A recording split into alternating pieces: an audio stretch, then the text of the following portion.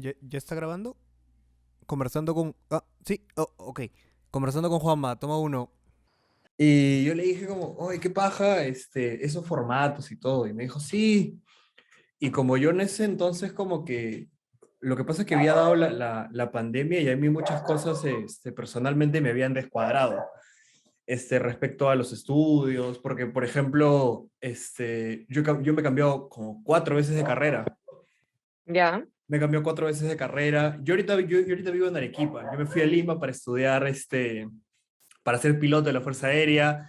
De ahí me duró eso 3 meses, creo.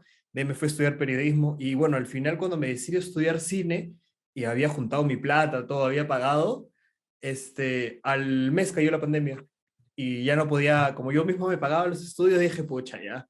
Y como más o menos tenía toda esta frustración y todo, y como ya había trabajado más o menos en el medio audiovisual, ya por ahí tenía algunos temas de cámaras, cómo hacerlo, ¿no? Pero claro. la cosa era atreverse a hacerlo y nada, pues me mandé a hacer el podcast que para mí ahorita ha sido una de las experiencias más chéveres porque a mí me da la oportunidad de aprender de otras personas. Por ejemplo, cómo yo me llego a interesarme por la neurociencia, sigo a un podcaster que es como es un científico de la computación y tiene un podcast con un neurocientífico y realmente me llama mucho la atención. Y ahorita como que estoy leyendo muchos libros de hábitos, motivación Ya, y estas cosas es como realmente descubrir este mundo de cómo y qué tan poco conocemos el cerebro, ¿no? O sea, siento que es una de las cosas muy, que ahora se les está dando mucho más tema de conversación, ¿no? Como, este, también estuve escuchando tu podcast,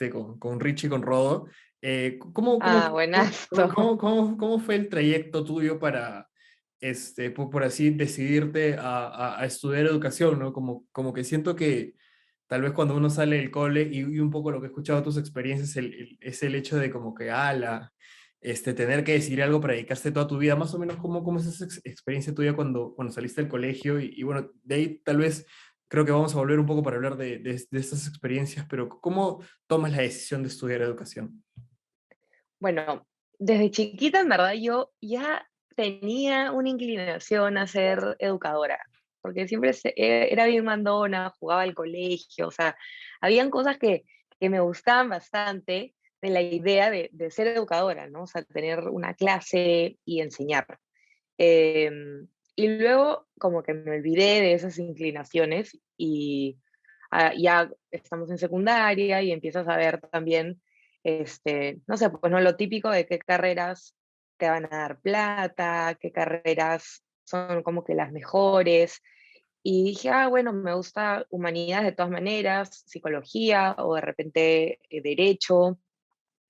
Y no hasta cuarto de media que empecé a hacer, bueno, en todo secundaria hacía bastantes actividades de servicio, ¿ya? O Ujú. sea, nos íbamos fines de semana, no sé, pues a chocolatada y dábamos donaciones, y una dinámica con chicos en lugares más vulnerables, este, y en cuarto de media que empecé a hacer IB y teníamos que ir por CAS, teníamos que cumplir un tiempo de horas mínimo de servicio. Entonces ahí empecé a hacer mucho más. Me iba, creo que, bueno, era como un día a la semana que nos íbamos a una biblioteca, a una cuadra del colegio, una biblioteca pública, en donde iban niños y adolescentes a hacer sus tareas. Entonces ahí yo Wow. los iba ayudando en lo que necesitaban. Y aparte de eso, también iba un sábado al mes, que teníamos como un hermanito, y en mi caso yo tenía un hermanito y una hermanita, y les llevábamos su lonchera y hacíamos full day con ellos, comíamos con ellos, y siempre como trabajamos un valor. Entonces estuve bastante en contacto con la infancia y con esta idea de lo que era enseñar, ¿no? Eh, en paralelo también empezaba como cada vez más a investigar y a ver cómo era la educación en el Perú, leer más noticias, como estar más informada. Me di cuenta que, bueno, teníamos y tenemos bastante trabajo que hacer en ese sector.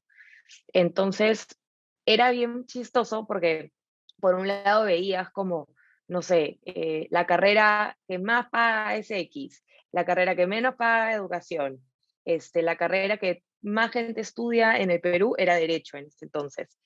Y empecé a ver como que, ¿cómo puedo balancear esto y ver realmente dónde encajo yo, ¿no? Y dije, a ver, quiero llenar un vacío, quiero ayudar, quiero hacer una diferencia, ¿dónde me necesitarían más? Y, y así como empecé a reflexionar y en verdad me di cuenta que mi vocación era eso, era a la educación. Entonces ahí empezó todo. Ahí como se me iluminó el foquito y tenía bastantes creencias y que también me limitaban un poco, pero al final sí me decidí y dije, no, educación es.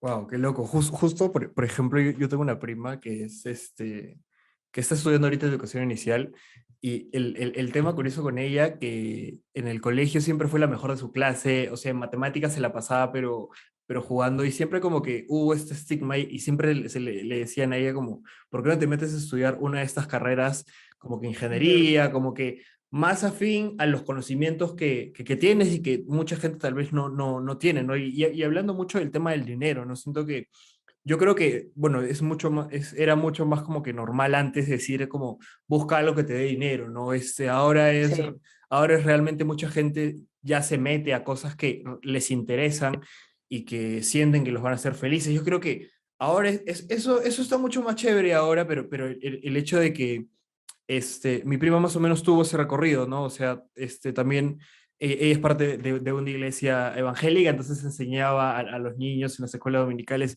y es muy locazo, ¿no? Yo siento que, así como dices, mientras más me metía, por ejemplo, una de las cosas que ayer le decía a una amiga, respecto a la educación, a mí como que muchos aspectos del hecho de, por ejemplo, cuando me fui a Lima, yo emocionadísimo, cuando decidí no meterme en la carrera militar, me fui a la UPC a ver qué onda.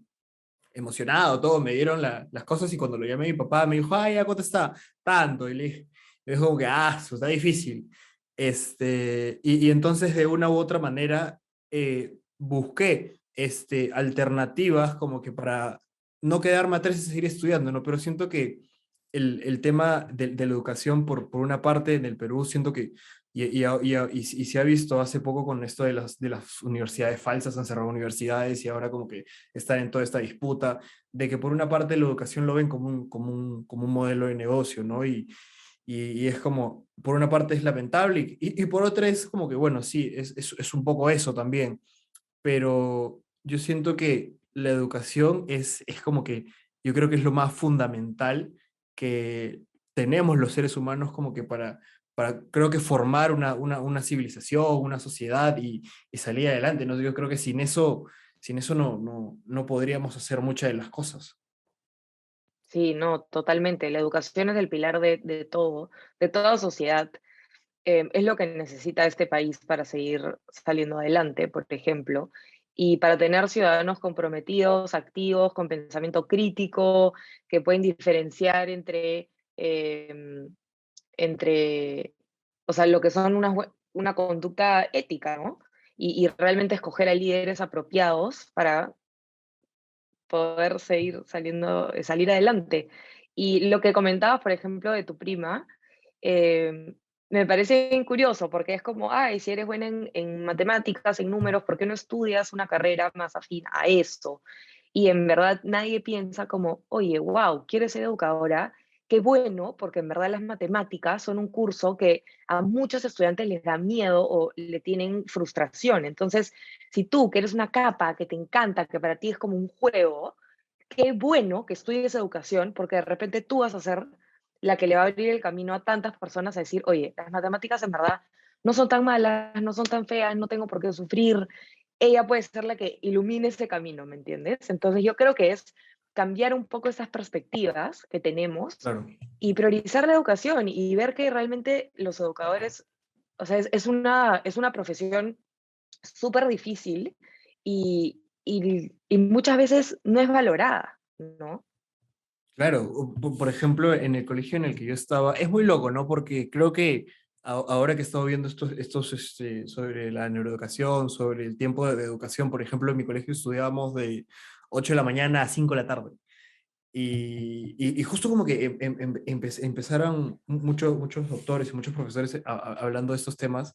Por ejemplo, yo me acuerdo que en un año llegué a tener como al día, tenía álgebra, aritmética, trigonometría, geometría, o sea, todas las matemáticas metidas en un solo día.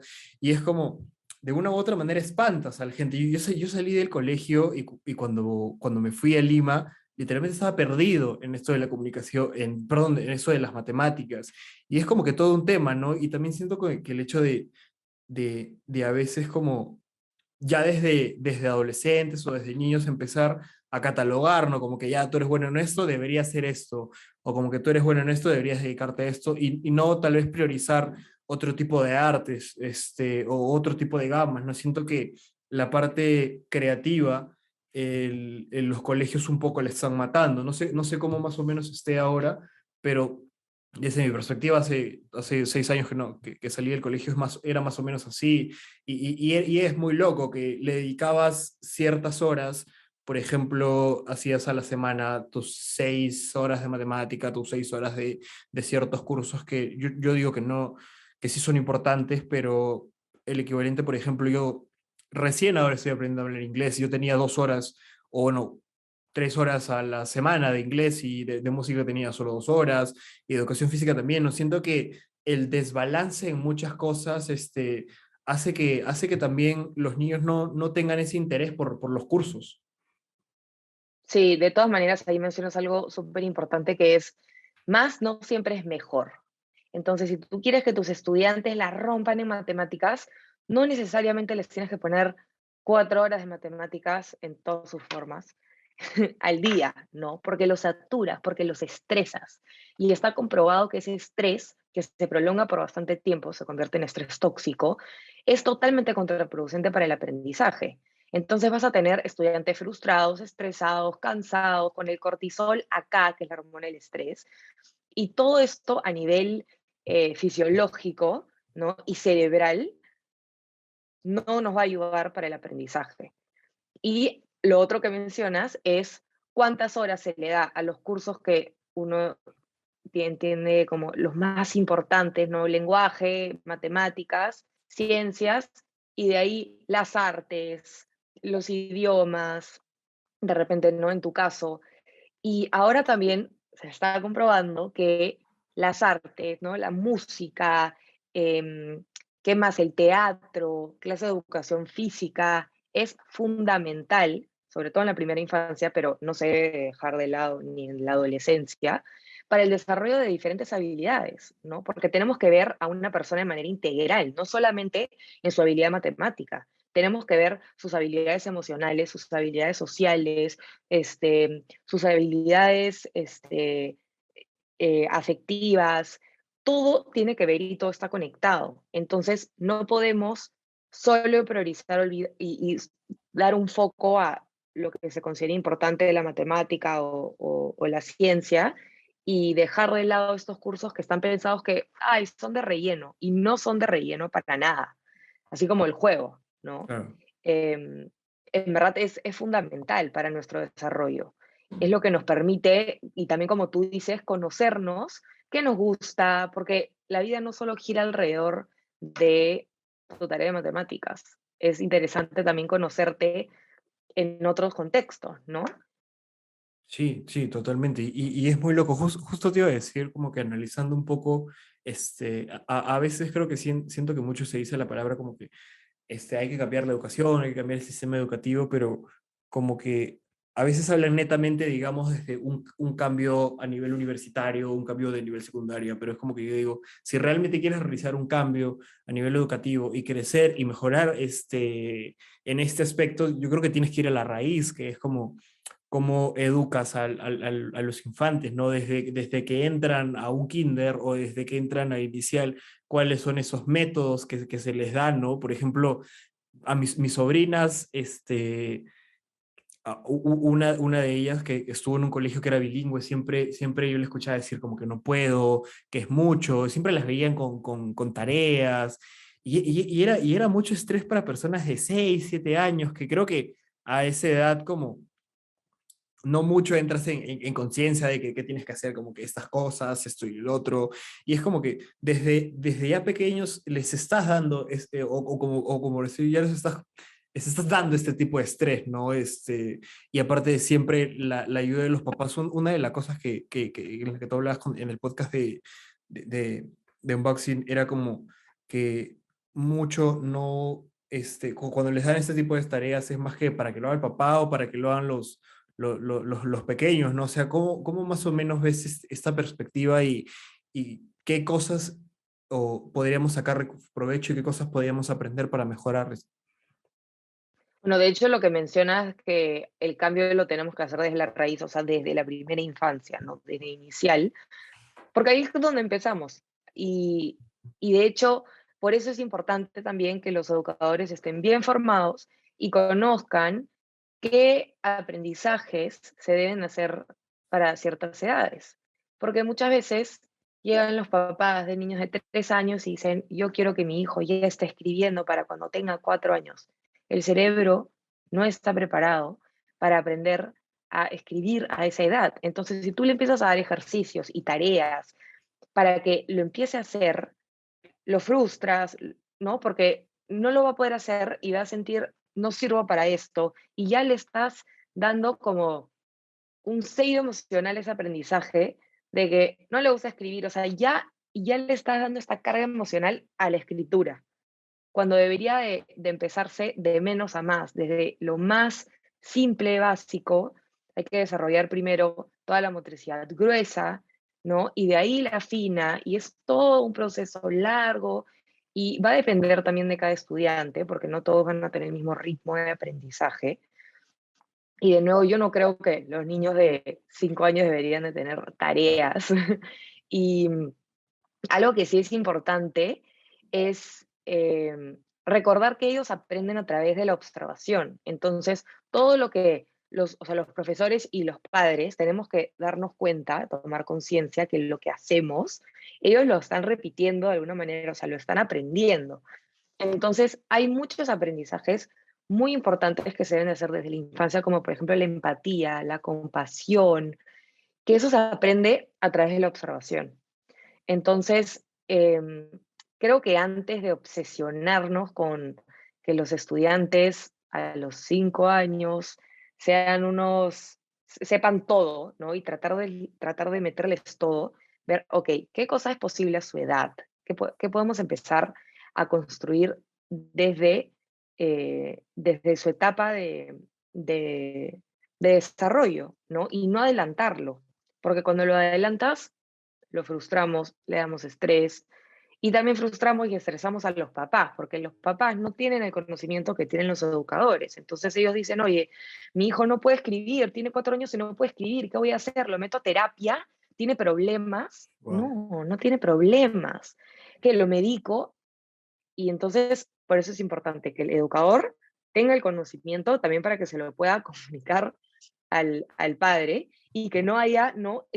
Digamos, esta bola de nieve gigante que empezamos a decir, uy, sí, tiene problemas de aprendizaje, tiene problemas de atención, ¿no? Un ratito. Veamos realmente qué puede lograr a su edad, qué cosa es posible e ir construyendo a partir de eso.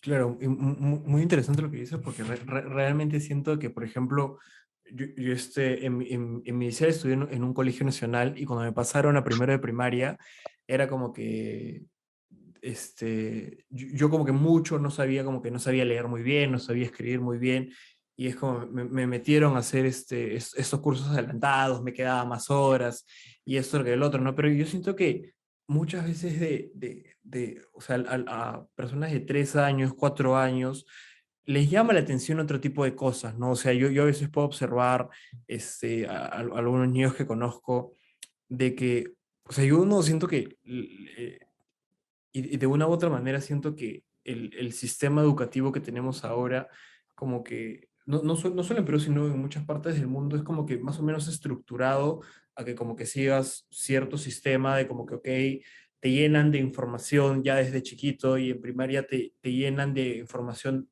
un poco más densa y ya en secundaria te sigue llenando de información y yo siento que para mí la secundaria es un punto de quiebre muy importante porque uno no solo es como ya uno se prepara para entrar a la juventud y la adultez, sino que es un cambio totalmente hormonal de la mente. O sea, creo que es una etapa en donde no tengo la palabra exacta como para retratarlo, pero como ser humano cambias y en tu manera de pensar, en tu manera de ver el mundo, ¿no? Y siento que mucho veo en amigos que tengo, las tareas, el estrés que tienen, donde vivo es como a veces muchos jóvenes de 13, 14 años tienen que hacerse responsables de muchas otras cosas más que netamente solo de estudiar, ¿no? Y es por las mismas necesidades que hay, y es como que realmente creo que con cositas a veces como que uno va tratando como que el problema más se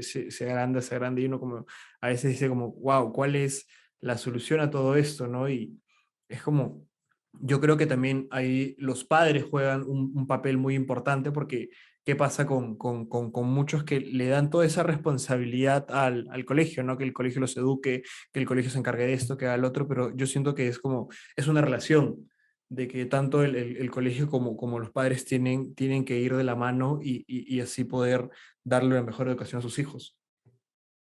Sí, lo que ahí mencionabas es también muy cierto que primero hasta qué punto y cuántas horas quieres que tu hijo esté en el colegio, porque no siempre estar más horas significa aprender más y aprender mejor. Em, Otra cosa es, que es algo que hay bastante que debatir, pero no debería ser tan importante llenarlo de contenido y contenido y contenido y contenido, sino ir desarrollando habilidades para poder aplicarlo en diferentes situaciones. Por ejemplo, y en eso está basado nuestro currículo nacional, así que no, tampoco es algo que no estemos haciendo, está planteado. Y la idea es esta, las competencias son habilidades, conductas que vamos desarrollando en nuestra vida de menos a más. Entonces, eh, por ejemplo, si en matemáticas aprendemos a resolver problemas y diferentes problemas que deberían de estar adecuados a nuestros contextos, ¿no? A situaciones reales que entendemos. Entonces, ¿qué es más importante? Eh, que tú aprendas las tablas de multiplicación de memoria o que tú sepas identificar cuándo tienes que multiplicar, en qué situaciones de tu vida tienes que aprender a multiplicar. Entonces, siempre está relacionando también el contenido con situaciones prácticas, porque finalmente uno dice, ya, aprendí todo esto en matemáticas, pero ¿cuándo lo voy a usar? ¿Cuándo esto me va a ser útil? Las matemáticas son muy útiles para muchas situaciones en nuestra vida, Claro. desde nos vamos a hacer compras, a comprar un regalo y algo está en descuento y tenemos que calcular ese descuento, a hacer compras en el supermercado, solo tiene 100 soles, etcétera. Son cálculos, siempre estamos usando las matemáticas. Lo importante es aprender cuándo las usamos, cuándo las necesitamos y poder aplicar esos conocimientos. Entonces, este proceso que se llama de metacognición, que es yo soy consciente de cómo aprendo y cuándo aprendo, eh, es muy importante para que los estudiantes tomen conciencia de su propio proceso de aprendizaje. Entonces, eh, digámoslo así, ellos llegan a la universidad y han aprendido un montón en el colegio. Y de pronto le dicen, ok, ese va a ser su trabajo, vamos a, no sé, te voy a poner un tema mío, ¿no? Estas son las metodologías en la educación. Quiero que me hagan un resumen de estas 5 metodologías. Un resumen, ¿qué? ¿Cómo era eso? No, pero yo no aprendí metodologías, o sea, se descuadran porque no están conscientes, no fueron conscientes en el colegio de las habilidades que estaban aprendiendo, a resumir, sintetizar, organizar, reflexionar, predecir, todas, todas esas habilidades las aprendemos en el colegio, pero si ellos no son conscientes que lo están desarrollando, es como si no lo aprendieran. Total. ¿Entiendes? Entonces, tú dices, pero no han aprendido a resumir, no hacían resúmenes en el colegio. Ah, verdad, resúmenes, pero no han sido conscientes de cómo funciona ese proceso. Entonces, lo ideal es que en el colegio puedan hacer esas diferentes habilidades para que lleguen a una universidad, por ejemplo, y listo, organicen, ya sé cómo organizo. Vamos a predecir esto, eh, no sé, vamos a hacer una conclusión. Y todas estas habilidades metacognitivas que te permiten reflexionar y ser conscientes de tu proceso de aprendizaje. Entonces, ok, aprendiste este tema. ¿Qué hiciste para aprender? ¿Cómo lo aprendiste? Este proceso siempre estar conectando. Ahí yo hice esto, este fue mi método de estudio, porque esas son las habilidades que te van a durar para toda la vida. Tú no te vas a acordar por toda tu vida el teorema de Pitágoras, que yo ya ni idea de lo que era, y ya no lo uso tampoco.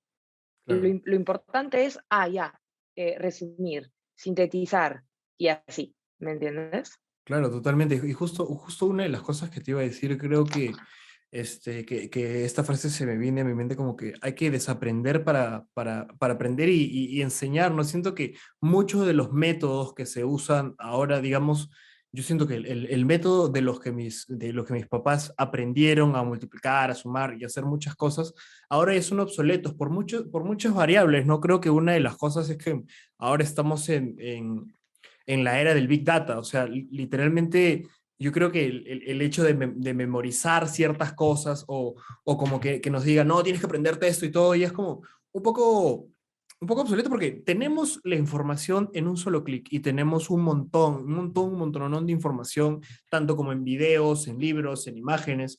Entonces como que a veces siento que este, darle o seguir estos sistemas de educación, como que también se debería pensar mucho en eso, ¿no? O sea, yo creo que ahí está la importancia de los maestros en decir como, ok, estas nuevas tecnologías siento que a veces como que lo sobrepasan uno al maestro y se puede quedar atrás. Por ejemplo, cuando yo tomé la decisión de aprender inglés, digamos, me metí a ver 10 videos, esto que el otro, y dije, ya, más o menos así voy a aprender. Y me estuvo funcionando. Y dije, ok, me voy a meter a un instituto de inglés para ver cómo va. Y siento que el método tradicional conmigo no funciona, ¿no? Entonces, como que ahora creo que es lo que pasa con muchas personas, ¿no? Por ejemplo, justo me puse a pensar ahorita que muchos adolescentes o muchas personas pueden decir como que ¿para qué me sirve la física? ¿Para qué me sirve hacer uy, se me fue el nombre de esto que se hace primero en física o en química? ¿Para qué me sirve la tabla? ¿Para qué me sirve saber estos elementos? Por ejemplo, Ujú. ahora que estamos y creo que se ha puesto en mucho más auge el tema de la alimentación, de qué tipo de cosas comemos, qué compuestos tienen. Ahí están muchos compuestos químicos y yo creo que a veces el hecho de no saber qué es el sodio, qué compuestos tiene el sodio, qué maleficios o qué beneficios puede tener para la salud, yo creo que sí, de una u otra manera, si enseñas como que el para qué, como tú lo mencionabas, cambian muchas cosas, ¿no? A veces el hecho, por ejemplo, en mi colegio nos hicieron hacer como un trabajo extra de historia, un folder de todos los incas, otro folder de todos los presidentes, y te lo juro que no recuerdo nada de lo que he aprendido, pero, pero independientemente de eso, otro profesor vino y me dijo como, si quieres conocer la verdadera historia del Perú, léete era Historia de la República del Perú de Jorge Basadre, como más o menos entender, ¿no? Y es como a veces es muy loco de que no vemos o por así decirlo, simplemente nos dan esta información y nos dicen, esto te puede ser útil para cierto momento de tu vida. Ok, no te vas a dedicar a una carrera de ingenierías o de física y esto y el otro, pero tener un conocimiento de esto te puede ayudar para, digamos, saber, en el caso de la química, el compuesto de ciertos alimentos, cómo son procesados y así como que cuidar el cuerpo, igual con la biología, ¿no? Nos enseñan que las mitocondrias, que esto, que el otro, y es como las células y todos los sistemas, pero no como conoces cómo son los funcionamientos, los cuidados, y creo que deberíamos hacerle más como, por así decirlo, deberían tener eso mucha más importancia que simplemente hacerte memorizar y aprender, y es como, este, yo también tengo un tema con el hecho de, por ejemplo, los diplomas, las notas, que es esto de como que quién es más que el otro, y es como, tengo mucho conflicto porque yo me acuerdo que esto lo vi hace mucho tiempo en un TikTok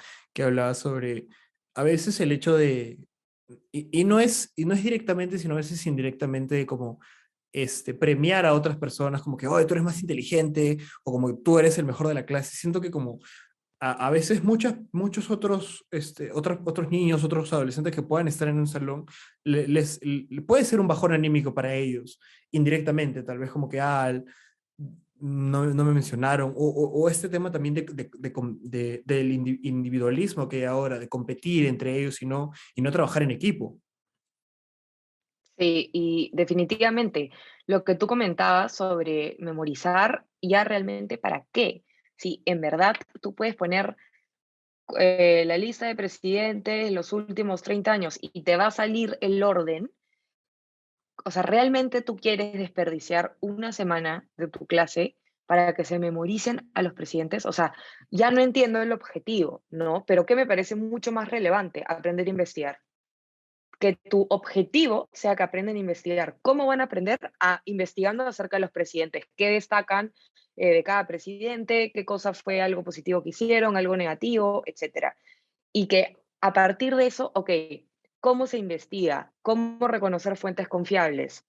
¿Cómo resumir la información? ¿Cómo presentar la información? Ahí estás trabajando muchísimas más cosas que si tu objetivo fuese que aprendan los presidentes del Perú de los últimos 30 años en orden. Es como ya pierde, o sea, es bien obsoleto, ¿no? Y por eso es importante, ¿no? También muchas veces ahora en la universidad, sobre todo con la pandemia, que hubieron las clases virtuales, decían, "No, ni siquiera puedo prestar atención, no me Cl- puedo autorregular". Claro. Esas habilidades también se tienen que entrenar desde el colegio. ¿Cómo te autorregulas? ¿Qué necesitas tú para prestar atención? O sea, son procesos y muy personales también. Entonces es ir por este camino del autoconocimiento, de reflexión, y también que los educadores se cuestionen, ¿qué estás enseñando? O sea, realmente, ¿qué quieres desarrollar? ¿No? Sobre todo, me acuerdo en la universidad, nadie sabía investigar, no sabían lo que era poner bibliografía, no saben para qué se cita, no saben cuál es la diferencia de plagio, ¿no? Ay, pero ¿por qué no puedo poner esto? No, pero lo dijo este autor. Tú no te lo has inventado, estás citando a este autor. Lo tienes que poner porque si no es plagio.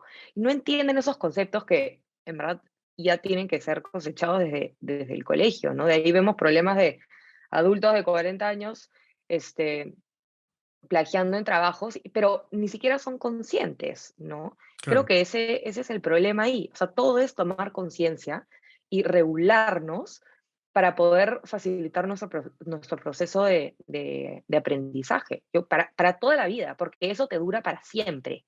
Pasa algo, lees una noticia y dices, oye, esta noticia, vamos a ver cuáles son las fuentes, cuál es la evidencia, vamos a investigar. El hecho de poder hacerte ese trabajo, que no es nada fácil, está demostrando cómo tú has ido mejorando esta competencia a lo largo de tu vida. Eso te dura para todos los años de tu vida, más que cuál era el orden de los presidentes. Totalmente. O sea, realmente no vamos a recordar todo lo que aprendemos en el colegio, pero hay que aprender estas habilidades para poder aplicarlas para toda la vida. Claro, yo creo que es muy importante porque, o sea, y creo que la pandemia ha sido el despertar para muchas personas de que no solo incluso con la educación, sino como que en la manera de cómo trabajamos, ¿no? Siento que por muchos años hemos estado viviendo en automático, no controlando, no siendo conscientes de la calidad, ya un poco saliendo del tema de la educación, sino como yendo a tal vez los hábitos que hemos ido cosechando a lo largo de nuestra vida, que de una u otra manera siento que tiene que ver mucho con lo que te enseñan en la escuela, ¿no? Como para hacer una tarea te tenías que trasnochar, entonces normaliza ciertas actitudes o ciertas cosas de que realmente si uno se pone a pensar, se pone a leer estudios científicos sobre el sueño, sobre la importancia de los hábitos, yo no entraba en conciencia de lo importante que es tener hábitos. En mi vida puedo decirte, hasta el 2021, más o menos, de que dije, ala, sí estoy muy desordenado en horas de sueño, y respecto, yo creo que una cosa muy loca que se impone en el sistema, ¿no? Cuando uno estudia, digamos, de 8 de la mañana a 4 o 5 de la tarde y tiene ese ritmo tal vez toda su primaria y tal vez toda su secundaria, en la universidad es otro ritmo aún un poco más pesado, porque se escuchan todos los estudiantes universitarios, entonces como que ya terminas este proceso del colegio, de ahí te pasas a la universidad y cuando vas a trabajar es el mismo ciclo. Entonces, yo siento que es un círculo que nunca se rompe y al final como es estar acostumbrado a quedarte más de tus horas, porque ya desde el colegio te inculcaron esas cosas, y también yo siento que lo importante que es hacer deporte, no necesariamente yo digo como que ya ahora que la gente se convierta o se meta a hacer deporte todos los días, que quieran alcanzarse ser jugadores profesionales y como que de una manera, tal vez, yo a veces cuando lo comento me dicen como que, pero ¿para qué? Si no aspiro a esto, yo le digo, no necesariamente tienes que aspirar a cosas grandes en el deporte para hacerlo, simplemente yo creo que así llevas un mejor estilo de vida saludable, ¿no? Es como, cuán importante es inculcar eso en el colegio, ¿no? Desde pequeños y con el tema de la alimentación también, yo, yo escucho mucho a Andrew Huberman, que es un neurocientífico estadounidense que tiene un podcast sobre eso y justo uno de los podcasts que quiero escuchar la próxima semana, que me pareció muy interesante, que cómo la comida y cómo la comida influye en el proceso de aprendizaje, y las horas de sueño también, ¿no? Tal vez el hecho de cuando uno se levanta, y más o menos me gustaría que me hables un poco de cómo funciona el cerebro, o sea, de los niños y los adolescentes cuando se levanta digamos, al momento de ir al colegio, las primeras horas de clase que tengan sean, digamos, matemática, física, química o estas materias un poco más pesadas a totalmente una diferencia de que pongan materias mucho más livianas porque siento que el cerebro de los niños y los adolescentes se despierta un poco más tarde, o más o menos, ¿cómo lo ves tú? Mira, primero, lo de los hábitos es importantísimo que se empiecen a enseñar desde la infancia, ¿no? Desde el colegio. Primero, siempre tenemos hábitos, ya que tú seas consciente de cuáles son o no, ese es tu tema, pero hay hábitos en nuestras vidas porque los hábitos son, o sea, esta rutina de diferentes actividades que nos permiten, o sea, se hacen de manera automática y no demandan al cerebro esfuerzo ni energía para realizarlo porque ya lo tiene automatizado. Em, Otra cosa que comentabas es, por ejemplo, los hábitos de estudio, ¿no? Eso que hay, es que a mí me mandaban una tarea y yo me amanecía toda la noche. Bueno, es que el rol del docente también debería de ser de enseñarles hábitos de estudio para que eso no suceda. Y también de enseñarles la importancia del sueño para el aprendizaje. O sea, todo este conocimiento se lo deberíamos estar transmitiendo a los estudiantes para que ellos entiendan y conozcan por qué, para que no sean unas ovejitas que solamente siguen a la tarea, bueno, hago la tarea. No, hay que enseñarles un poco más qué sucede en ellos mismos para que estos procesos se den de manera eficiente, ¿no? Entonces, primero, enseñar hábitos de estudio para que no se amanezcan, para que se puedan organizar, para que aprendan a gestionar su estrés, para que tengan momentos de descanso. Tú les nombras todas estas cosas que son importantísimas y luego le explicas por qué es importante para que ellos lo reconozcan y lo valoren y lo quieran hacer, porque si no, no le van a encontrar ningún sentido, sobre todo los adolescentes que te van a decir, ya, o sea, habla, pero no, la idea es que les cause, les resuene en la cabeza y digan, oye, esto tiene sentido, oye, esto es así, entonces lo voy a hacer para mi propio beneficio, no porque alguien más me dice que lo tenga que hacer, que ya sabemos que los adolescentes en ese aspecto no tampoco no te van a hacer caso a ti porque les dices algo y ya, o sea, ellos le tienen que encontrar una utilidad, un sentido y ahí realmente tiene significado, ¿no? Entonces, bueno, eso por ese aspecto. Primero, enseñar qué hábitos hay que mantener, qué son saludables para el aprendizaje. Está comprobado que mientras los estudiantes más conocen acerca de cómo funciona su cerebro, mejor les va en el aprendizaje, porque entienden cómo funciona el proceso y qué tienen que hacer para mejorarlo. Ahora, sobre la alimentación, el sueño, el ejercicio son fundamentales para un buen desarrollo cerebral y para una buena salud y para un buen aprendizaje. Todo está relacionado de maneras increíbles.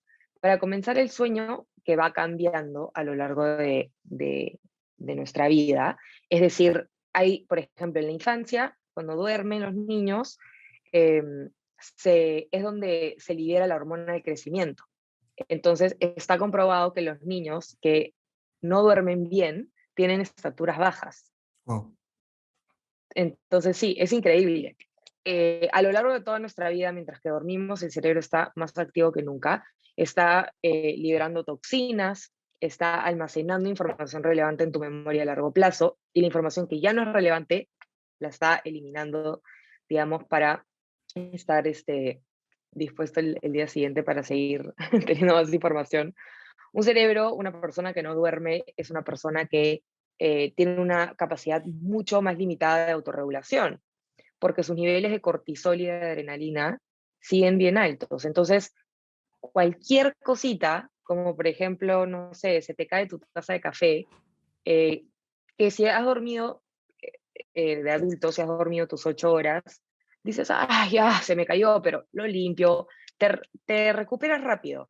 Una persona que no ha dormido, que está con sus niveles de cortisol, que es la hormona del estrés, altos, la adrenalina alta, o sea, todo tu sistema nervioso simpático, que es el que te hace estar alerta, están activados. Entonces, se te cae la taza de café, ¡ah! Ya te pones a gritar, te desesperas, o sea, te vas de 0 a 100 así, y tu cerebro no está en la capacidad para autorregularse como lo estaría si es que tienes tus horas, cumples tus horas de sueño, ¿no? Entonces estás más irritado, estás con un estado anímico mucho más bajo. Entonces, todo eso son cosas que hay que cuidar. Em, Hay muchas hormonas que se regulan durante el sueño también, por ejemplo, la del hambre y la de saciedad. Entonces, cuando tú no duermes lo suficiente, el día siguiente tienes más hambre y encima no sientes saciedad cuando normalmente lo harías. Entonces, tiendes a comer más y no te llenas. Entonces, Claro, es una desesperación horrible. Em, bueno, también cuando duermes bien, estás en toda tu capacidad para prestar atención. La atención es un recurso limitado, te demanda mucha energía, hay que recargarla. Entonces, cuando tú no estás durmiendo bien, tu habilidad para prestar atención tampoco va a ser muy buena. Entonces ya vemos una persona con problemas de memoria, problemas de atención, y esto solo por dormir mal. Entonces uno dice, o sea, esto también me lleva a pensar cuando tenemos a un niño que de pronto no se deja de mover, está irritado, no está agresivo, no presta atención, no se acuerda de las cosas, y dices, oye, ese tiene un problema.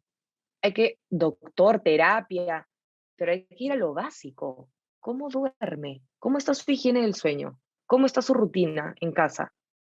Porque algo tan pequeño, que no es para nada pequeño, puede impactar de esa manera. Entonces, es información que se tiene que conocer más para que se pueda, se pueda dar como el enfoque que necesita, ¿no? Y la atención. Entonces, realmente prestar la atención a tus hábitos del sueño. En un adolescente, eh, el sueño cambia un poquito porque el ritmo circadiano se atrasa. Es decir, que la hormona del sueño, que es la melatonina, se retrasa en los adolescentes. Se libera más tarde. Entonces, es por eso que los adolescentes se duermen más. Por eso que tus papás te dicen, oye, ándate a dormir, ya son las 11, son las 12. No tengo sueño. claro. Es verdad. No es, ay, que falta de respeto, no es que es un flojo, no es que tiene insomnio. Es biológico. O sea, literalmente no se está liberando aún la hormona que le da sueño. Y lo que significa que se duerman más tarde es que se van a levantar más tarde también. Entonces, bueno, acá y no conozco en otros lugares del mundo si hay diferentes horarios para los adolescentes, pero se siguen levantando, depende de dónde vivan, 5:30, 6:30 de la mañana para ir al colegio, que sigue empezando a las 7:30, y ellos siguen, o sea, su cerebro sigue dormido, porque no se están, todavía no es su hora de levantar. Entonces, lo que podríamos hacer ahí, por ejemplo, es que todos estos cursos densos de matemáticas, de ciencias, no sucedan a primera hora de la mañana para los adolescentes. Porque biológicamente, o sea, estás yendo en contra de su naturaleza. No te van a prestar atención, no van a estar interesados. Entonces, eso es algo también importante como para organizar un horario escolar, ¿no? Y respetar estas etapas y este proceso de desarrollo del cerebro. Ahora, el cerebro no se termina de madurar hasta que tenemos aproximadamente 25 años. Esto significa que hay muchas habilidades, sobre todo las funciones ejecutivas, que es la autorregulación, la memoria de trabajo, la flexibilidad cognitiva, el control inhibitorio, que están en la corteza prefrontal, que no se terminan de desarrollar hasta que ya somos adultos. Entonces, hay muchas de estas habilidades que obviamente van a ser difíciles para que un adolescente y sobre todo un niño las logre. Esto no significa que, ay, no se van a controlar, ay, no se va a calmar nunca. No. Significa que hay que darle la oportunidad que lo hagan de manera progresiva, de menos a más, con ayuda y siempre, y que siempre esté adaptado a ellos, ¿no? O sea, que sea algo que puedan lograr, que no lo frustre demasiado y que tengan esa guía, que tengan a un apoyo desde el docente y de los padres ahí, para que esto se pueda entrenar. Porque, por ejemplo, ya, el control inhibitorio, que es lo que te ayuda a controlar tus impulsos, saber qué hacer en distintos contextos, y puede ser desde, ay, me toca estudiar, entonces tengo que controlar el impulso de agarrar mi celular. O sea, no es solamente el impulso de tirar un puñete. En contexto de aprender a estudiar también es importantísimo. Entonces, les va a costar más, pero lo tienen que empezar a practicar, porque no es que vayan a llegar a los 25 años y de pronto mágicamente se van a controlar. Claro. Si ellos desde chiquititos no les enseñas que, por ejemplo, si alguien te está molestando, no puedes ir corriendo a tirarle un puñete, y no les enseñas estrategias para que lo logren, como por ejemplo, respira, cuenta hasta tres, busca un adulto que te ayude, o sea, diferentes estrategias, Wow. ellos van a seguir pegando hasta los 25. ¿Y que tú crees que a los 25 se termina de desarrollar el cerebro y ya no va a pegar? No, va a pegar y más fuerte. Entonces, esto se tiene que entrenar desde la infancia y eso es en lo que respecta el sueño, por ejemplo. Es un mundo, en verdad. Por eso a mí me encanta este tema, porque te aporta muchísimo en la educación, en muchísimos aspectos, ¿no? Em, la alimentación también es importante porque el cerebro necesita un montón de glucosa para aprender, para gastar energía en estos procesos que son conscientes, ¿no? O sea, estos procesos que te demandan energía y son conscientes, son de mucho esfuerzo. Entonces, si tú no estás alimentado de manera correcta, no vas a poder hacerlo. Y hay muchos alimentos que te aportan para que el cerebro se desarrolle correctamente, ¿no? Y para distintas funciones y para todo su proceso. Entonces, también la alimentación es un temaza Sí, y, y de ahí, ¿qué más hablamos? Hay el ejercicio fundamental. Fundamental no solo para nuestra salud física, sino también para nuestra salud mental, porque el ejercicio promueve la creación de nuevas neuronas en el cerebro. Antes se pensaba que el cerebro nacía con una cantidad de neuronas y con esas te quedabas. Por eso también se alarmaban cuando se enteraron que hay una poda de neuronas, o sea, se morían neuronas en la infancia y pensaban que eso ya era todo, o sea, se te acabaron tus neuronas, se te mueren, ya fuiste. Y eso es falso. Siempre estamos creando nuevas neuronas y gracias al ejercicio, sobre todo en el hipocampo, que es el área de la memoria, se están creando nuevas neuronas. Entonces, el ejercicio ayuda muchísimo también para la flexibilidad cognitiva, para trabajar el trabajo en equipo, para nuestras habilidades sociales, para el control inhibitorio, esos juegos que te hacen uno, dos, tres, corre, y como que tú te tienes que aguantar. O sea, todas estas experiencias están sumando para que el cerebro vaya haciendo más conexiones y pueda lograr habilidades mucho más complejas. wow.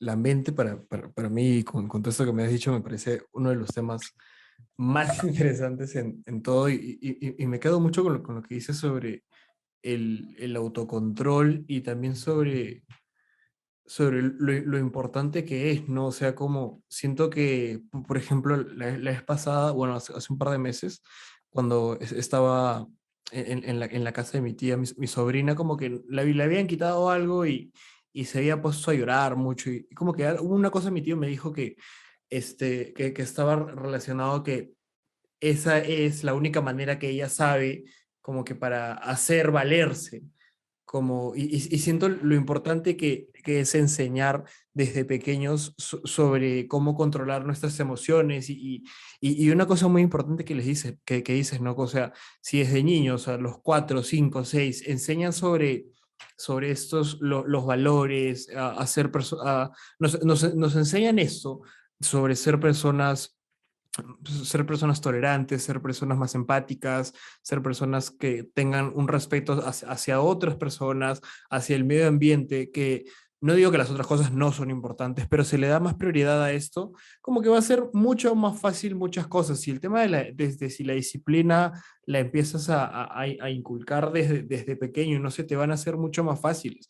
Por ejemplo, con el tema del sueño es tan importante del que poco se habla, ¿no? Siento que, por ejemplo, para la realidad en la que yo vivo, en la que yo conozco, hay mucho el tema de que muchos adolescentes salen del colegio y se van a ayudar a sus papás en sus trabajos, o tienen que cuidar a sus hermanos, entonces como tienen que esperar a llegar a que vengan sus papás o tienen que esperar a, digamos, hasta las 9 10 de la noche para recién empezarse a para recién empezar a hacer algo, ¿no? Y es como es algo, es una realidad que se vive mucho en el Perú, y es muy loco, ¿no? Pero cuán importante realmente es inculcar estos hábitos desde las escuelas, ¿no? Yo siento que los maestros deberían tener esto mucho más en cuenta y a veces entras en un tema por ejemplo, las ganas que se puedan tener, pero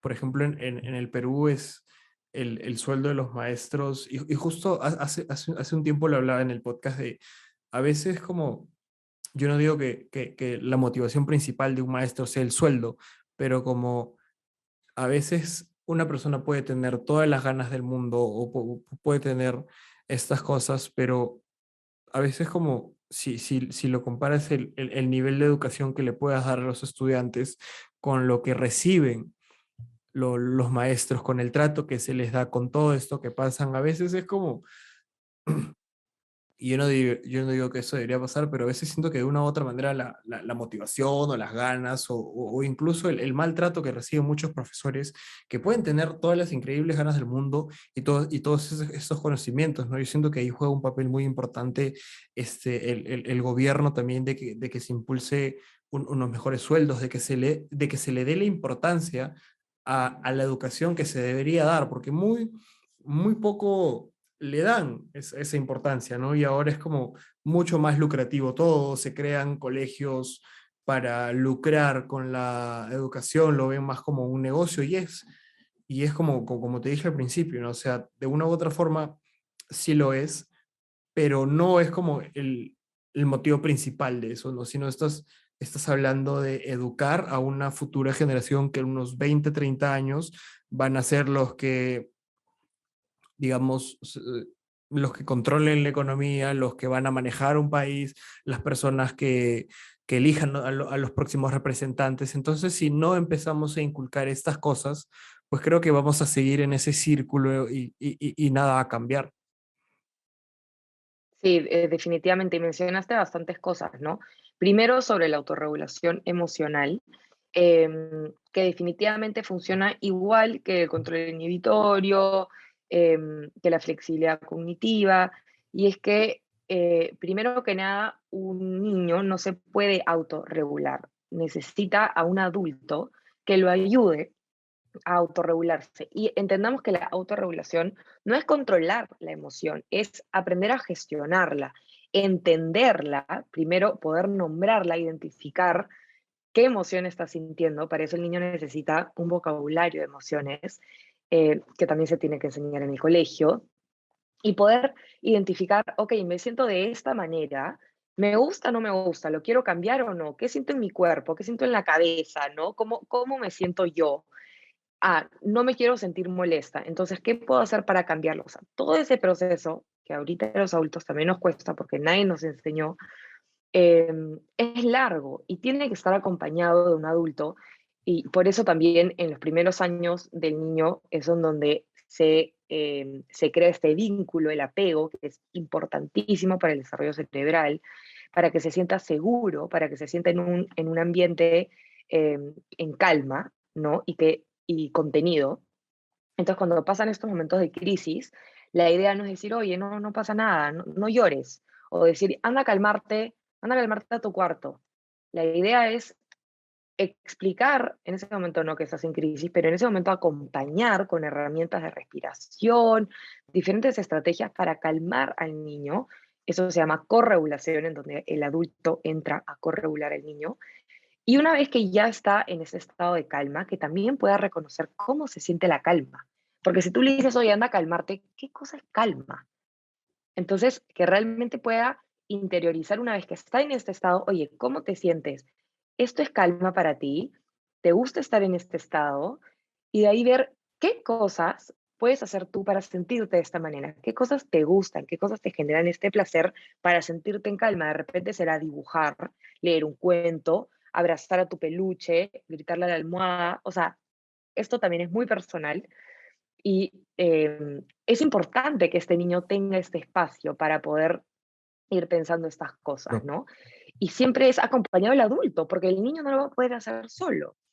Y si no, se va a quedar siempre en ese estado de alerta, en este estado, en este miedo, porque nunca va a entender qué le pasa, ¿no?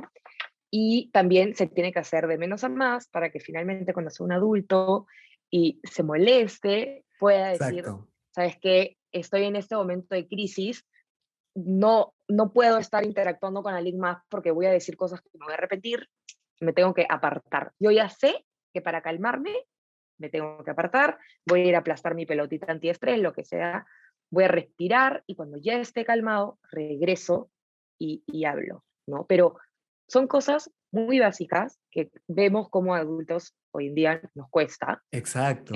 Lo mismo con el estrés y todo eso es autorregulación y es también fascinante el tema. De ahí creo que mencionaste acerca de, bueno, de valorar al docente, ¿no? Que yo hablo de eso un montón también en mi Instagram porque como educadora veo cómo tratan, veo cómo pagan, veo cómo es la realidad en el Perú. Y como tú dices, una persona puede decir, me han escrito muchas veces, oye, en verdad, o sea, yo quiero ser profesora, yo quiero ser profesor, pero no puedo, o sea, mi realidad es otra y económicamente como no puedo. Entonces, lamentablemente, no es solamente, ay, quiero y mágicamente lo soy. No, es una realidad también triste que la remuneración es muy baja también. Entonces, pero lo que también hay que saber, que sí me gustaría recalcarlo, es que em, uno también como educador tiene que entender que no solamente se va a desenvolver en el aula. Entonces, uno dice, puchas, que pagan mal, pero en un contexto, en un trabajo, hay que entender que el educador se puede desenvolver en muchísimas áreas y no necesariamente una a la vez. Puede hacer muchas cosas. Puede trabajar en editoriales, puede estar creando material educativo, puede hacer cuentos, puede enseñar a adultos, a niños, eh, puede ayudar asesorando currículums, eh, puede entrar en muchas cosas eh, que son diferentes ingresos, ¿no? Entonces, tampoco diría como que, ay, sí, pagan mal, si no puedes, no, ya estás limitado, ya fuiste. No, hay muchas maneras también de generar ingresos siendo educador y no necesariamente es solo estar en aula, como digo, ¿no? Em, hay muchos temas en la gestión educativa que también podemos entrar. Las empresas están contratando también a educadores para que gestionen toda esta área de aprendizaje. Están teniendo sus propias universidades y necesitan educadores que les digan cómo ordenar el contenido, cómo enseñar. Y eso el educador, ese es su campo. Dicen, pucha, no, empresa, no sé, pero necesitan exactamente lo que tú haces. Tu habilidad que dices, oye, pero ya necesitas esto, logro de aprendizaje, esta es la manera que lo vas a hacer, necesitas estos materiales. Ellos no tienen el know-how que tú tienes. Entonces, también creo que es oportunidad de abrirnos un poco y decir, oye, puedo aportar en muchas más áreas que pensaba, ¿no? Aparte también, se debería hacer un trabajo de valorizar al docente y darle más prestigio, reconocer su valor, y hay también muchas modificaciones que se podrían ir haciendo para que se dé de esta manera, ¿no? En otros países como en Finlandia, al profesor lo tienen al costado que un doctor. O sea, a ti te preguntan qué vas a estudiar y si tú dices, voy a ser profesor, es una de las carreras más difíciles en Finlandia Wow. junto con la del médico. Y también es una de las mejores pagadas junto con la del doctor, porque sin el educador no sale ni el doctor. Los profesores son los que arman y sacan a todas estas profesiones adelante. Entonces, ¿cómo no les vas a pagar como los top del país, no? Entonces, son cambios ahí estructurales, bastantes políticas educativas. Esa es otra área que también nos podemos desenvolver, digo nomás. Pero hay muchas oportunidades y también muchas posibilidades de cambio, ¿no?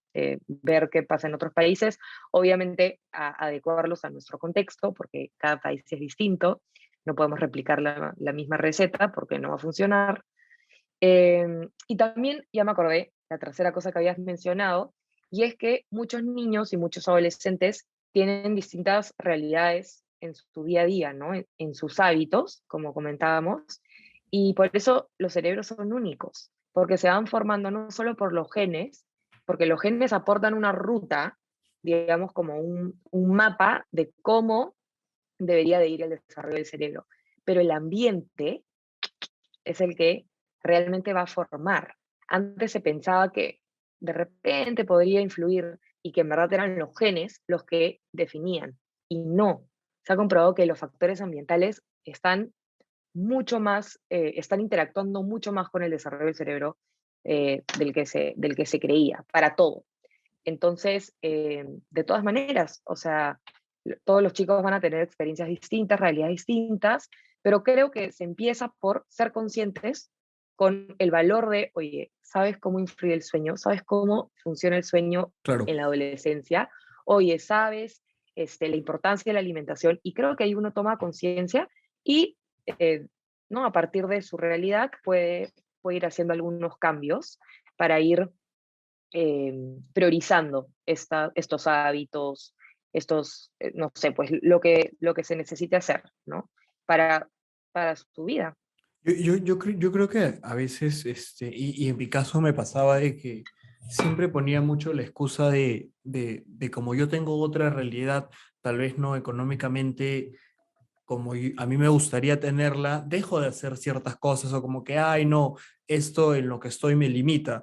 Tal vez, y quiero hablar, tal vez no llegando a estos casos de pobreza que sí se ve y creo que sí se tiene, como gobierno y como sociedad tenemos que hacer algo para combatir eso y para sacar adelante, pero voy más que todo a ciertas cosas, por ejemplo, respecto al ejercicio o respecto a los estudios, tal vez, ¿no? Yo siento que a veces y justo tocaste una cosa de generarte tus propias oportunidades, ¿no? Yo siento que el tema, cuando uno sale, digamos, del colegio y empieza a ver estas posibilidades de qué poder hacer, ¿no? Justo una de las cosas de las que también quería hablar es esa incertidumbre de que cuando uno sale del colegio y a todos les ha pasado de que tienes esta presión de como y sales del colegio y te dicen como, ¿qué vas a estudiar? ¿A qué te quieres dedicar? Y creo que estás hablando de algo a lo que te vas a dedicar toda tu vida. Y es como yo creo que tener una decisión concreta a los 16 17 18 años es como, a veces siento que de una u no sé, me puedo equivocar, como tirar un poco el dinero porque más o menos a esa edad estás pensando en muchas otras cosas. E independientemente de ello, ahora como tenemos tantos distractores, o tenemos tantas cosas que, por ejemplo, ya los jóvenes ahora, las personas que están acabando este año, se quieren dedicar a otras cosas ya mucho más, mucho más cercanas a la realidad o al futuro que vamos a vivir en un par de años, ¿no? Definitivamente ciertas carreras o ciertas currículas también que funcionan acá, ahora, perdón, en 10 o 20 años van a ser obsoletas, vamos, y es como el mundo totalmente, o el mundo constantemente está en estos cambios, ¿no? Y entonces como a veces salir del colegio, que es algo que me pasó, por ejemplo, en quinto, a mí me preguntaron qué quería estudiar. Al principio de año dije diseño gráfico, a mitad dije administración de empresas y a fin de año dije fotografía. Y entonces eran como, y después, por así decirlo, como más o menos a los 21 años ya para los 22 me decidí estudiar cine, que es como en lo que me estoy enfocando ahora. Pero básicamente estás por todo ese tramo de que es esto sí, en qué me puede beneficiar. Y siento que muchas veces con el tema de las realidades, ¿no? Hay muchos adolescentes que no tienen estas oportunidades de como que decir, no, voy a darme un tiempo para pensar porque, no, tenemos que hacerlo ahora porque más tarde no saben qué pasa, ¿no? Entonces, a veces yo digo como, puedes, de una u otra manera, como estudiar lo que tienes que estudiar y con eso poder ayudarte ya a algo que realmente quieres y te apasiona, ¿no? Siempre yo digo buscarte tu propio camino, ¿no? Y respecto, este, quiero tocar el tema de la autorregulación porque cuán importante es enseñarle de pequeños porque justo una de las cosas cuando uno llega a la edad es cuando uno llega a ser adulto, a veces tenemos ciertas actitudes, ciertos comportamientos y no entendemos cómo o cómo los tenemos y es como que queremos cambiarlos y de adultos se nos hace un poco más complicados, ¿no? O por el hecho de que de adolescentes generamos este estrés, esta ansiedad o estos factores, ¿no? Yo siento que cuán importante es que desde pequeños, y hablar un poco del poder de las palabras, en cómo pueden marcar la vida de un niño al decirle como que esto que has hecho está mal, o muchas veces que ha pasado a arrancarle las hojas, o como que criticar lo que ellos hacen o no parecer, o digamos que desde tu perspectiva como adulto, no parecerte bonito, ¿no? Yo siento que eso de una u otra manera, mientras uno va creciendo, y siempre digo que es indirectamente, se te queda. Y si no se cambia desde esa temprana edad, pues de adulto uno va a tener problemas, ¿no? Y por eso siento que ahora se ha visto a muchas personas como que acudir más al psicólogo, llevar terapia, que es algo buenazo que se está haciendo, ¿no? Pero yo digo, si tal vez este tipo de cosas se hubieran tratado desde el momento que tenían que tratarse, tal vez no hubiera sido tan necesario que estas personas no tengan estos problemas, estos arranques de ira, arranques de enojo, depresión, esta ansiedad, ¿no? Sí, primero lo que comentaba sobre, bueno, las distintas realidades y escoger una carrera, o sea, es bien complejo porque ahora entendemos que el cerebro, o sea, un adolescente termina el colegio hasta 16, 17 años. A los 16 años, tu cerebro está inmaduro, el área que está encargada de la toma de decisiones no se ha terminado de desarrollar y queremos que escojan la carrera con la que van a empezar ¿no? Como a desarrollarse profesionalmente. Es una decisión bien importante, que cae bastante presión em, y no se toma a la ligera, no es algo fácil. Y tampoco, bueno, acá no existe tanto esta cultura de tomarse un año sabático para viajar y conocer, porque a ver, auspíciame pues Adidas, yo no sé, cosa, ¿no? De dónde, cómo aparezco en otros países y ya, no es la posibilidad, no es la realidad, que sí se hace en otros países, más bien los papás como que impulsan a sus hijos a hacerlo, Claro. y también diría que no tienen el conocimiento ni la experiencia para decidir eso. O sea, tú decías, pucha, quiero diseño gráfico, de ahí quiero, no sé, pues, me invento ya de ahí cine, y vas cambiando porque no sabes realmente Claro. como qué implica esas carreras. Hasta yo, cuando quería estudiar educación y no terminaba de entender, oye, exactamente qué puedo hacer. Y son cosas que la vas aprendiendo en el camino. Entonces también es difícil, porque como tú dices, puede ser hasta una gastadera de plata, de estar saltando de instituto a universidad y estar parando y retomando. Y en muchos casos como que se vuelve más difícil continuar y alargar estos años de estudio, que ya de por sí acá en el Perú son 5 mínimo, que es un montón. Em, y también veo que, o sea, lo importante, como decía, es la experiencia, ¿no? Y de repente, eh, qué importante sería decir, oye, creo que me gusta esto, a ver dónde podría trabajar, ¿no? Como un tipo de práctica, pero como para entrar y ver cómo funciona este mundo, ¿no? Antes de decidirte, tal vez.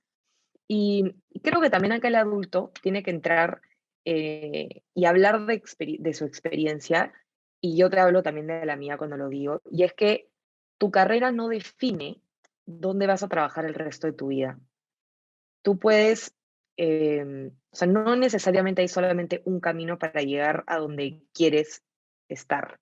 Hay muchos caminos distintos que puedes tomar, y te lo digo hasta con el ejemplo de tu prima. Si tu prima al final dice, oye, en verdad, la educación, no sé si me animo, de repente puede terminar estudiando ingeniería, pero de ahí saca su maestría porque dijo, oye, me encantó, ya me trabajé en esto, pero ahora lo quiero enseñar.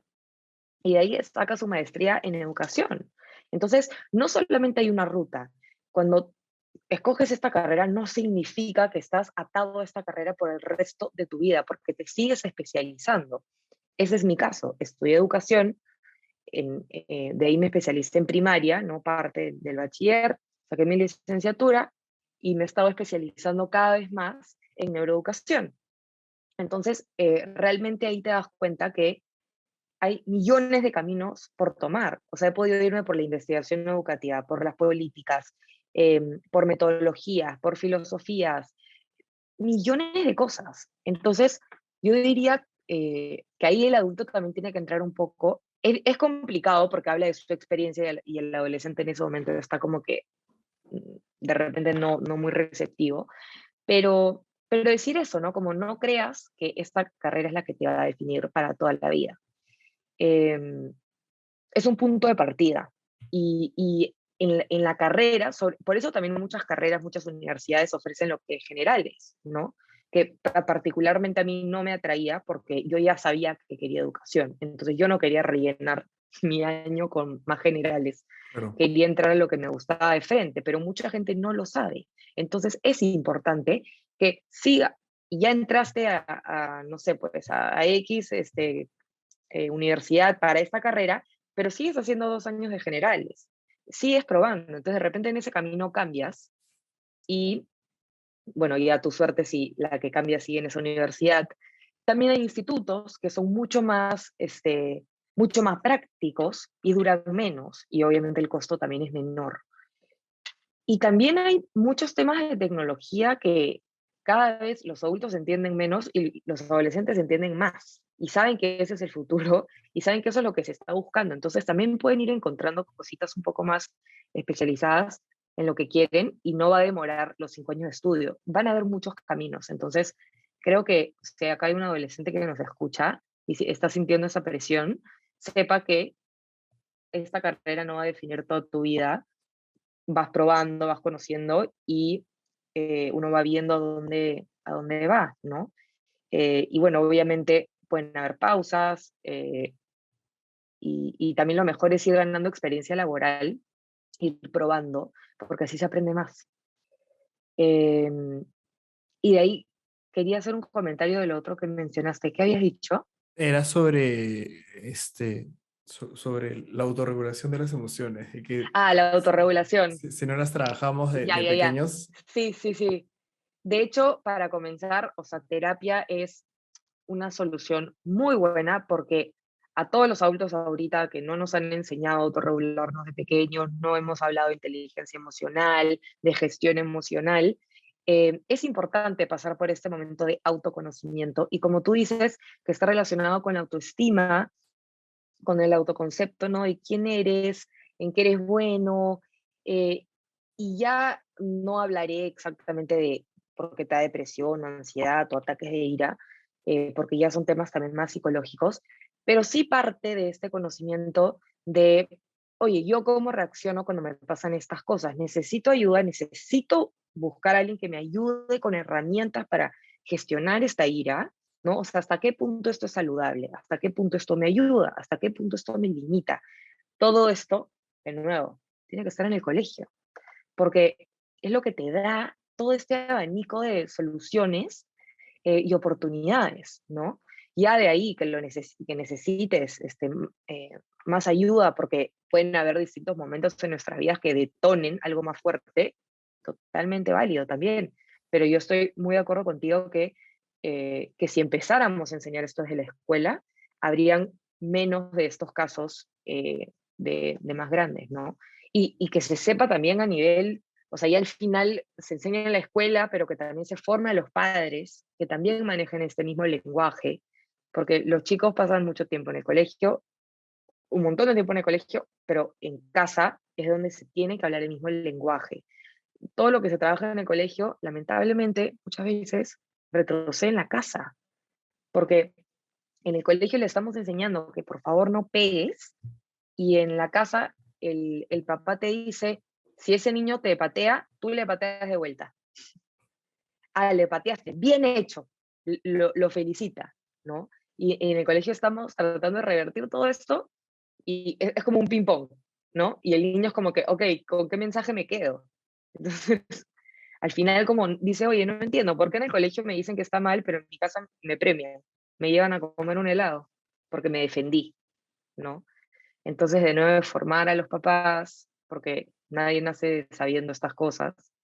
Eh, y sí, es un trabajote, pero es un trabajo que, por ejemplo, yo me estoy dispuesta a hacer, ¿no? En divulgar toda esta información, educar, ya sea profesores, padres de familia, estudiantes, porque el conocimiento te va a empoderar, estés en la etapa que estés y seas lo que seas en la vida. Claro, totalmente. Y una de las cosas que también que decías como lo que estudies no te va a garantizar totalmente lo que hagas dentro de unos 10 20 años, ¿no? Ahora creo que con todo, Y tampoco el éxito, porque estas listas de las carreras más pagadas, así no le pagan a todos los que estudian esta carrera. O sea, tampoco, así no es de fácil la vida, ¿no? claro, Entonces, como veamos un poco también, o sea, conoce tus talentos, conoce tus intereses, practica, desarrollalos. No es que la vida viene así fácil de estudiar la carrera mejor pagada y me van a pagar increíble. Nada que ver. claro, y es loco porque a veces que pasa como, sigues todo este proceso, ¿no? Bueno, sales del colegio, decides una carrera que tal vez un poco más a la rápida, haces este proceso en la universidad, terminas la universidad y cuando te vas al campo laboral es donde realmente ahí a veces comienza lo complicado, ¿no? Porque así como hablábamos de que cuando uno sale del colegio y entra a la universidad, muchas cosas que te han enseñado en el colegio, en la universidad son, por ejemplo, que ni se usan, ¿no? Por ejemplo, estos casos de que siempre he escuchado memes de la chica de los plumones, o oyendo que no saben cómo se hacen no saben citar, no saben cómo se hacen bibliografías, no saben debatir, no tienen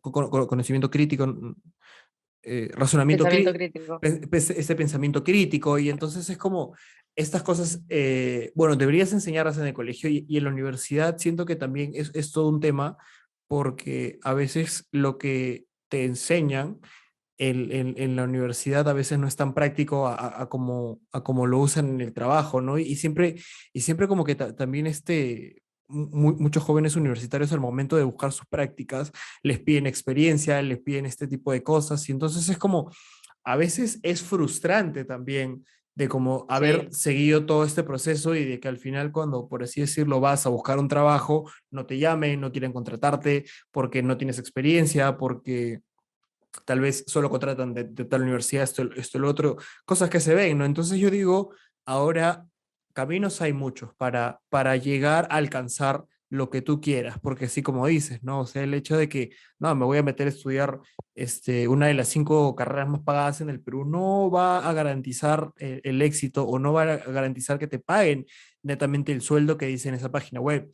Hay muchos factores que Claro, influyen a que eso pase. Y entonces, como ahora hay muchos cursos en línea, yo digo, o sea, a veces si no tienes esta posibilidad económica para poder pagarte una universidad, puedes empezar a trabajar, llevar cursos pequeños, meterte en un instituto y ya como ya tienes la cancha y los conocimientos los estás empezando a adquirir, yo creo que no hay, ya un poco hablando de esta etapa de cuando entras a la universidad y a trabajar, yo creo que no hay un orden como que para hacer las cosas, ¿no? O sea, y aprender, no hay edad tampoco para aprender cosas nuevas, para dedicarse a cosas nuevas. Entonces, a veces, yo siento que como adolescentes y un poco a mí también deberíamos como que relajarnos un toque y realmente ver algo que nos guste y trabajar también, ¿no? O sea, yo digo, el camino para llegar al éxito o el camino para llegar a cumplir los objetivos no es nada, no por bonito no es, ¿no? La vida de por sí es muy complicada por factores que podemos controlar, como que por factores que no, como la política, las guerras, que ahora en Europa hay guerras y hay muchos factores, ¿no? Como de por sí cosas que sí puedes controlar. Entonces, labrar tu propio camino y en lo que quieras avanzar, ¿no? Yo digo, al final la educación es algo muy hermoso porque es una cosa que nos permite siempre aprender más, conocer más y ampliar siempre el conocimiento que tenemos. sí, eso es muy verdad, que siempre tenemos la posibilidad de aprender porque nuestro cerebro es plástico. Las conexiones neuronales siempre se están adaptando a nuevas situaciones, por eso siempre vamos a poder desaprender y aprender algo nuevo. Y de nuevo nos regresa a aprender las competencias necesarias, ¿no? O sea, tú sales del colegio y dices como que ya aprendí todo, ya. Y te lanzas a la piscina en la universidad y no entiendes cómo se investiga. De pronto te dicen que Wikipedia no lo puedes usar para citar tu trabajo final y tú no entiendes por qué.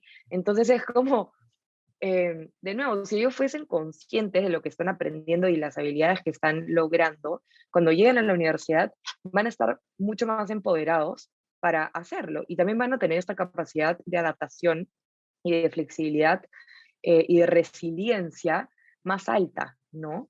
Y eso es algo que te piden un montón en los trabajos, que le llaman soft skills, pero de soft no tienen nada, porque es lo más importante, la creatividad, tu habilidad para adaptarte. Entonces, bueno, el hecho que te pidan experiencia cuando eres practicante ya no tiene sentido, ¿ya? Pero eh, se aprecia mucho eso, esta habilidad para adaptarte, para seguir aprendiendo, y todo esto es ser consciente de tus procesos de aprendizaje y cómo aprendes mejor y qué tienes que hacer para lograrlo, porque finalmente no te quieren porque eres una biblioteca de conocimiento, meramente es qué puedes poner en práctica, ¿no? Necesitamos esto ya, ¿cómo lo podemos solucionar? Y que tú puedas investigar, que puedas resumir, que puedas planificar, que no son habilidades simples. Entonces, siento que ya seguimos como consolidando de lo mismo, ¿no? Que finalmente eso es lo importante y que de nuevo, como no hay una sola ruta para llegar al éxito, pero también digo, ¿qué cosa es el éxito para ti?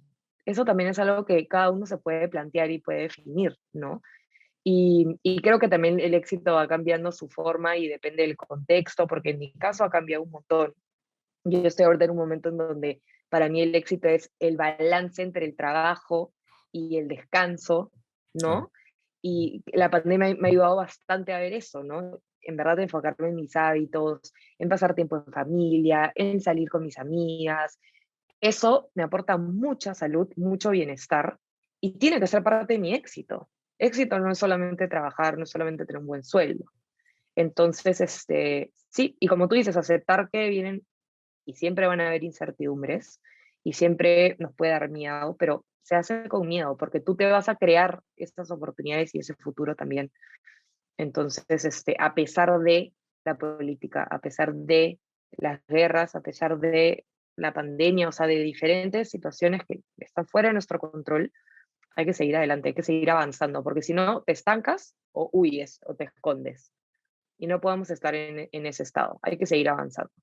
Y es muy loco, ¿no? O sea, yo a veces siento, este, y personalmente comencé a hacer muchas cosas de las que ahora me encantan por el miedo, ¿no? Yo siento que el miedo tiene que ser ese principal impulso para salir adelante, ¿no?